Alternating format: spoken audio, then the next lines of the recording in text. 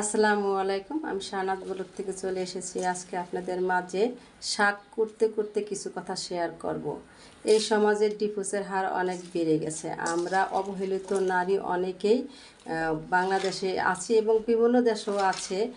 এরা স্বামীদের কদর যারা দিতে জানে তারা স্ত্রীকে দিতে জানে না কদর। যেরকম হচ্ছে মনে করেন সারাদিন আপনি কাজ করতেই থাকেন, দিনের শেষে একটু যারা হাসি মুখ দেখা যায় না স্বামীর, ননদের, শাশুড়ির, ওরা ভাবে যে কি কাজ করছে সারাদিন, কিছুই কাজ করে না, এটা তো 1 মিনিটের কাজ।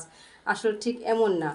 আর স্বামী যদি তার পাশাপাশি একটু দাঁড়িয়ে বলে যে যাই বলুক সমস্যা নেই, আমি তো তোমার পাশে আছি, কিন্তু এই কথাটুকু ওই অবলা নারীটা পায় না, তাহলে কিসের আশায়, কি জন্য ওই সংসারে সারাদিন খাটুনি খেটে একটু মুখের হাসি যদি না